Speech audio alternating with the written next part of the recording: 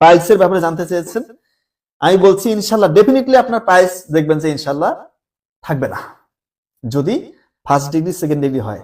আর যদি খুব বেশি দেখা যাচ্ছে যে মল ত্যাগের পরেও আপনার একটা মাংসপিণ্ডে মলদার দিয়ে বের হয়ে আছে, ওটা আর কোনোভাবেই যাচ্ছে না ভিতরে, সেক্ষেত্রে কিন্তু আসলে একটু খুবই ডিফিকাল্ট। তো নর্মালি যাদের পাইলসের সমস্যা হয় তাদেরকে আমি বলছি আপনার লাল চালের ভাত খাবেন, লাল চালের ভাত খাবেন, ঢেঁকি ছাড়া চালের ভাত, যেটাতে ফাইবার বেশি আছে, এই চালের ভাত খাবেন।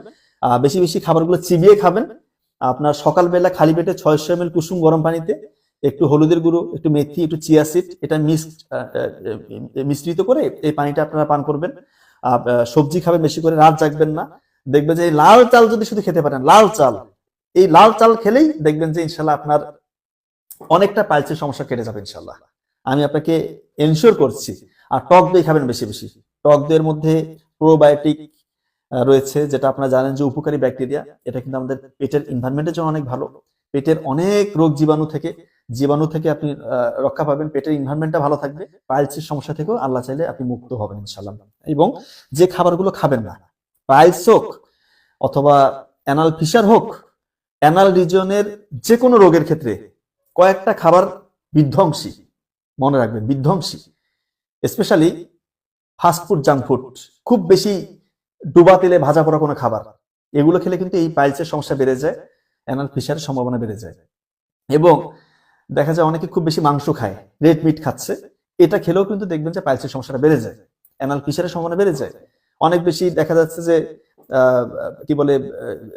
এটাকে কি বলে হচ্ছে যে বিট লবণ, এই লবণগুলো যেটাতে ব্যবহার করে, এই লবণগুলো দিয়ে যে খাবারগুলো, এইগুলো খেলেও কিন্তু আপনার হচ্ছে যে এই দেখা যাচ্ছে যে পাইলসের সমস্যা, অ্যানাল ফিশারের সমস্যাটার সম্ভাবনাটা বেড়ে যাবে। তো এই জিনিসগুলো আপনার মেনটেন করবেন। আপনার খাবেন তাজা খাবার, জীবন্ত খাবার, বেশি বেশি সালাদ খাবেন, সবজি খাবেন, লাল চালের ভাত, বারবার বলছি লাল চালের ভাত খাবেন, দেখবেন আপনার সমস্যা 60-70% এখানে সলভ হয়ে গিয়েছে ইনশাল্লাহ। মাঝে মাঝে জিরা পানি খাবেন, জিরা পানি, এটা আমি কতবার বলি যে জিরা পানি, এটা আইবিএস এর জন্য একটা মহা ওষুধ। আপনার গ্যাসের সমস্যা কমবে, পেটের যাদের দেখা যাচ্ছে দীর্ঘদিনের কনস্টিপেশন, এই সমস্যা থেকে মুক্তি পাবেন। আবার মেথি পানির কথা আমরা বলি, মেথি পানি যদি খেতে পারেন, রাতে মেথি ভিজিয়ে রেখে পানিটা পান করলেন সকালে, এটা আপনার কনস্টিপেশন দূর করবে, পাইলসের সমস্যা থেকে আপনাকে মুক্তি দিবে ইনশাল্লাহ।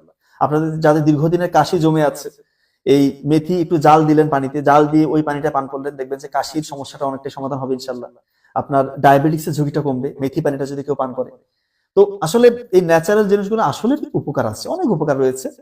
আমরা অযথা শুধু দেখা যাচ্ছে এখন ওষুধপত্রের উপর নির্ভরশীল হচ্ছে। ওষুধপত্র যে লাগবে না এটা না, ওষুধপত্র অবশ্যই লাগবে কিছু কিছু ক্ষেত্রে, সেটা আমরা বলি, প্রয়োজন হলে অবশ্যই আমরা সেটা গ্রহণ করব, কিন্তু ওষুধ যেন গ্রহণ করতে না হয় তার আগে কিন্তু আমাদেরকে সচেতন হতে হবে, এই বিষয়টা মাথায় রাখতে হবে। রাত জাগা খুবই খারাপ, যদিও ভিডিওটা রাতে করছি, তারপরে বলছি রাত জাগা থেকে আমরা দূরে থাকবো। এই বিষয়গুলো মেনটেন করলে একজন মানুষ কিন্তু অনেক বেশি ভালো থাকতে পারে। আচ্ছা, আরো কি কি যেন মেসেজ এসেছে একটু দেখে নেই।